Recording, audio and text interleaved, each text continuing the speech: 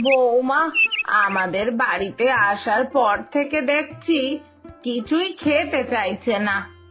ওর কি যে সমস্যা হচ্ছে আমি তো বুঝতেই পারছি না। ও কি আমার হাতের রান্না খেতে পারছে না নাকি? তাহলে কি আমি ওকে রান্না করতে বলবো? নিজের হাতের রান্না ও নিশ্চয়ই খেতে পারবে। হ্যাঁ, হ্যাঁ, সেটাই তো ভালো মনে হচ্ছে। আজকে বরং আমি ওকেই রান্না করতে বলি। বিয়ের পর প্রথম প্রথম এই সব তো হতেই পারে। আমার সাথেও হয়েছিল। এই বাড়িতে যা ঝাল রান্না হতো আমি তো খেতেই পারতাম না। প্রথম প্রথম না খেয়েই কাটিয়ে দিয়েছিলাম। বৌমারও নিশ্চয়ই এরকমই কোনো অসুবিধা হচ্ছে, কিন্তু লজ্জায় বলতে চাইছে না। হ্যাঁ, বরং এটাই ঠিক হবে, আমি বৌমাকে ডেকে বলি আজকে রান্নাটা করতে, তাহলে সব বোঝা যাবে। বৌমা, ও বৌমা, বৌমা, এইদিকে একবার এসো তো, তাড়াতাড়ি এসো, দরকার আছে। ও বৌমা। হ্যাঁ, হ্যাঁ মা, এই তো এসে গেছি, বলুন। বৌমা, শোনো না, বলছি কি, তুমি আজকে রান্নাটা করো, বুঝলে তো? না মানে আমি রান্নাটা করতাম, তোমাকে এরকম করে বলতে আমারও খারাপ লাগছে। এই তুমি সদ্য সদ্য এই বাড়িতে এসেছো, তোমাকে রান্না করতে কি বলা যায়? কিন্তু কিছু করার নেই গো, আমারও কিছু করার নেই। আজকে তুমি রান্নাটা করলে আমার একটু উপকার হতো, তাই তো বলছি। তাহলে বলো, পারবে তো বৌমা রান্না করতে? এমনি তো বেশি লোকের রান্না না, তুমি তো সবই জানো। আমরা তো মোটে 3টে মানুষ। বলো তাহলে। হ্যাঁ, হ্যাঁ মা, নিশ্চয়ই পারবো। এমনি তো আমি রান্না করতে পারি, মানে মায়ের কাছে ওই শিখেছিলাম। কিন্তু আমার সত্যি বলতে মা একটু ভয় লাগছে। আমার হাতের রান্না আপনারা খেতে পারবেন তো? মানে যদি আপনাদের ভালো না লাগে আমার হাতের রান্না, আর আপনারা না খেতে পারেন, তাহলে তো সব খাওয়ারও নষ্ট হলো, আর আপনাদেরকে ওই খিদে সহ্য করেই কাটাতে হবে। তাই একটু ভয় লাগছে।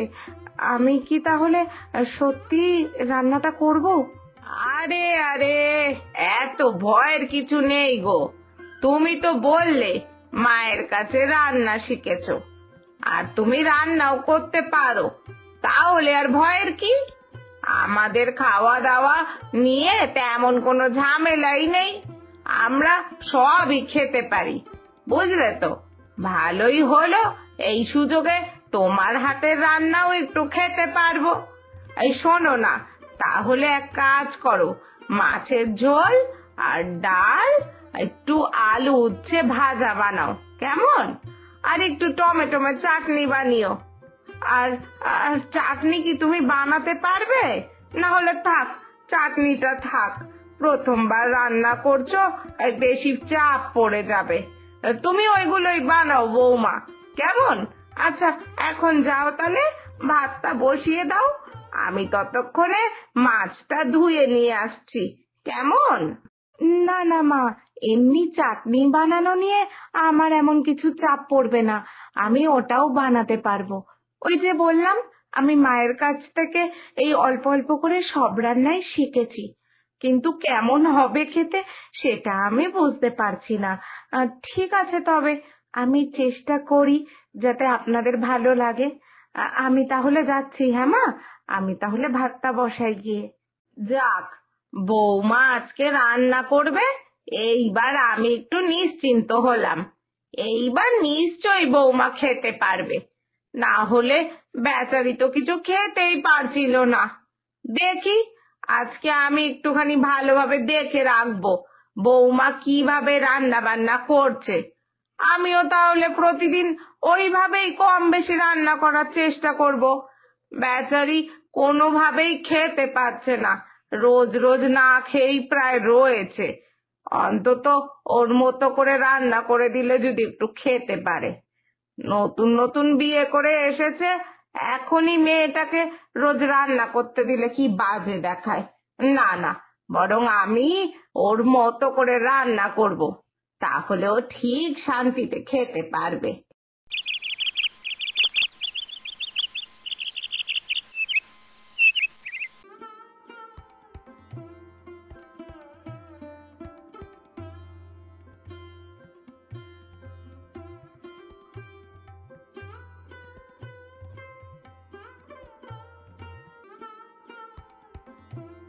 কি হলো বৌমা, তুমি আজকে নিজের হাতে রান্না করেছো, তাও খেতে চাইছো না কেন বলো তো? রান্নাটা তো বেশ সুন্দর হয়েছে, বিশেষ করে মাছের ঝোলটা। তাহলে তোমার ওইটুকু ভাত খাওয়ার কারণটা কি বলবে? আমি আর একটু ভাত দিই, খাও তাহলে। এত অল্প খেলে কার পেট ভরে বলো তো?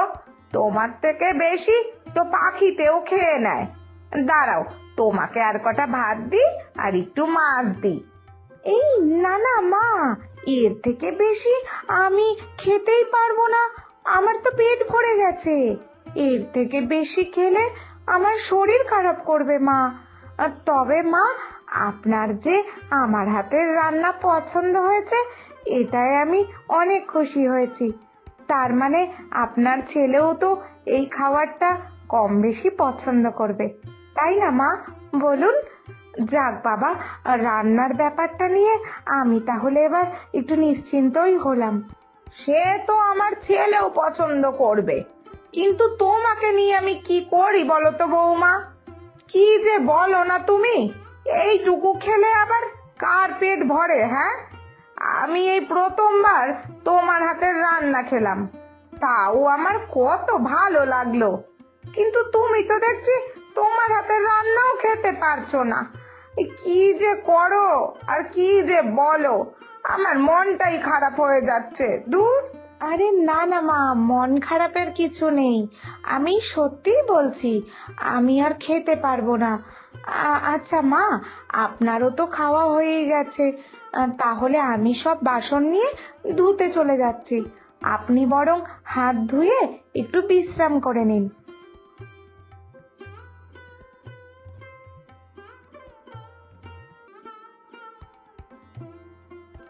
কোনো উপায় করেই তো কিছুই বুঝতে পারছি না, বৌমা কেন এত কম খাচ্ছে? আমি এত ভালো ব্যবহার করছি, আমার ছেলেটাও তো বৌমার সাথে খুব ভালো ব্যবহার করে, তাহলে সমস্যাটা কি হচ্ছে? তাহলে কি বৌমার পছন্দের কিছু রান্না হচ্ছে না বলে বৌমা খেতে চাইছে না? হ্যাঁ, এটা তো হতেই পারে যে আমাদের ঘরে যে রান্নাগুলো হচ্ছে বৌমা ওগুলো পছন্দ করে না, খায় না বোধ হয়। কিন্তু যেহেতু এই বাড়িতে নতুন বউ, তাই এইটা বলতে লজ্জা পাচ্ছে।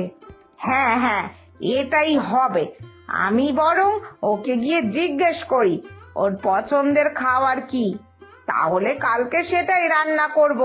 তাহলে যদি মেয়েটা একটু খেতে পারে। এরকম করে প্রতিদিন এত অল্প অল্প খাচ্ছে, এটা দেখলে কার ভালো লাগে? না না, যাই, ওকে গিয়ে আগে জিজ্ঞেস করে আসি।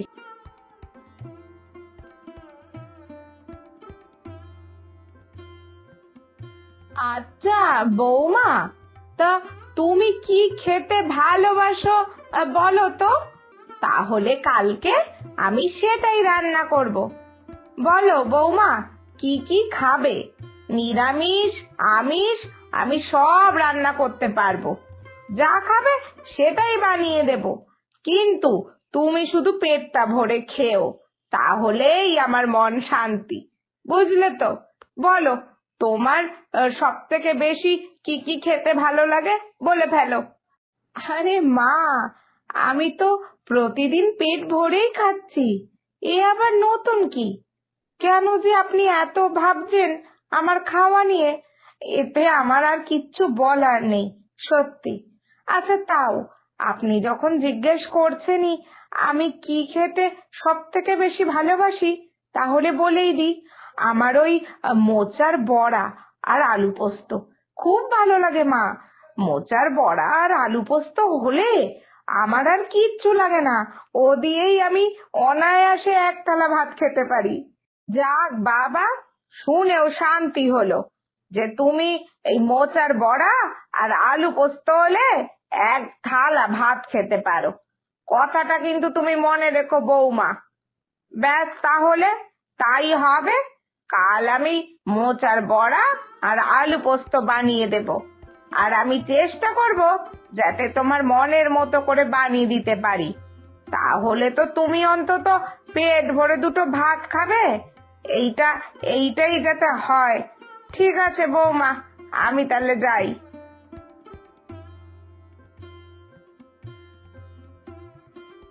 ইস, কি যে করি, কি করে যে মাকে আসল কথাটা খুলে বলি। মাকে বললেই তো মা খারাপ ভাববে। খারাপ তো ভাববেই এরম কথা শুনে। ইস, না না, এই কথাটা বলা যায় না। কিন্তু আমি যে কালকেও এমন কিছুই খেতে পারবো না। মা যা চাইছে আমি যাতে অনেকটা করে খাবার খেতে পারি, এটা তো মায়ের সামনে কোনোদিনই সম্ভব না। আমি তো কিছুই বুঝতে পারছি না। কালকে বুঝি আবার রাগারাগি হবে। দূর। কি হলোটা কি বৌমা? তোমার পছন্দের আলু পোস্ত আর এই মোচার বড়া বানালাম। এই মোচা বাছতে কাটতে কত ঝামেলা। তারপরও আমি নিজের হাতে বাজার থেকে মোচা কিনে এনে তোমার জন্য এই বড়া বানিয়ে দিলাম।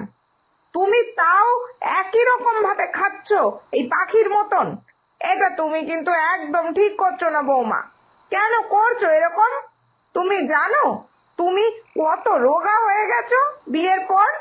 তুমি এরকম করলে তোমার বাপের বাড়ির লোক, আমাদের গ্রামের লোক কি ভাববে বলো তো আমাকে? সবাই তো আমাকেই দুষবে, বলবে আমি খারাপ শাশুড়ি, তাই তোমাকে খেতে দিই না। এটা ঠিক করছো না বৌমা। আমি তোমার কথা এত ভাবছি, কিন্তু তুমি আমার কোনো কথাই শুনছো না। এটা ঠিক না।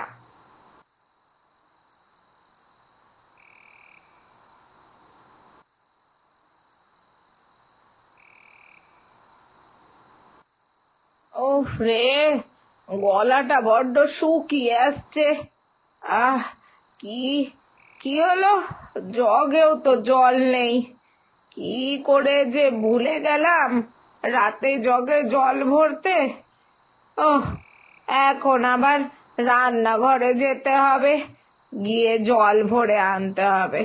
দূর, আর ভালো লাগে না।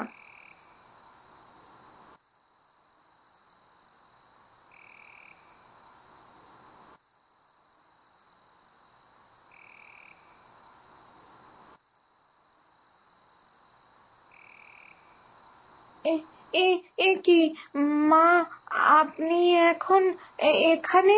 এ এ কি বৌমা, তুমি এখন ভাত খাচ্ছ এইভাবে? তোমার তোমার কি এখন খিদে পেয়েছে? তাও এতটা পরিমাণে ভাত খাচ্ছ, আমি তো কিছু বুঝতেই পারছি না। আসলে আসলে মা, আমি না কারোর সামনে খেতেই পারি না। তাই তো আপনার সামনেও আমি এত অল্প করে খাচ্ছিলাম। কিন্তু আমার পছন্দের আলু পোস্ত আর মোচার বড়া হয়েছে আজকে। তাহলে কিভাবে আর লোভ সামলাই বলুন মা? তাই তো এখন একবার খেতে বসে পড়লাম। আমি এই কথাটা আপনাকে বলতে চাইছিলাম, কিন্তু বলতে পারছিলাম না। যদি আপনি খারাপ ভাবেন যে আমি আপনার সামনেও খেতে পারছি না, এটা আমার ঢং বা বেশি বেশি নাটক এইসব কিছু, তাই তো আমি কিছু বলতেই পারছিলাম না। ও, এই হলো তাহলে আসল ব্যাপার, যে তুমি কারোর সামনে খেতে পারো না বলে ওইটুকু পাখির মতো খাবার খাও। উফ রে বাবা, এইবার তাও মনটা আমার একটু হালকা হলো। বেশ তো, তাহলে এবার থেকে তুমি একা ঘরে খেও, তাহলেই তো হলো। তোমাকে আমার সাথে আর খেতে বসতে হবে না, কিন্তু নিজে অন্তত পেটটা ভরে তো খাবে। সত্যি কি যে করো না বৌমা। অনেকেই আছে যারা কারোর সামনে খেতে পারে না। এটা আবার নতুন কথা কি? তাই বলে সারাদিন না খেয়ে থাকতে হবে, এটার কোনো মানে হয়? আর রাতে বেলা গিয়ে লুকিয়ে লুকিয়ে খেতে হবে? দূর দূর, তোমার কোনো বুদ্ধি নেই। তুমি বরং কাল থেকে আলাদা খেও, তাহলেই হবে। কেমন? আমাকে আমাকে আপনি যে বলতে পারলেন মা, সত্যি কিভাবে যে আপনাকে ধন্যবাদ দেব। আপনি আমার জন্য অনেক ভেবেছেন। সত্যি আপনার মতো শাশুড়ি মা পাওয়া এ তো ভাগ্যের জোর ছাড়া আর কিছুই না।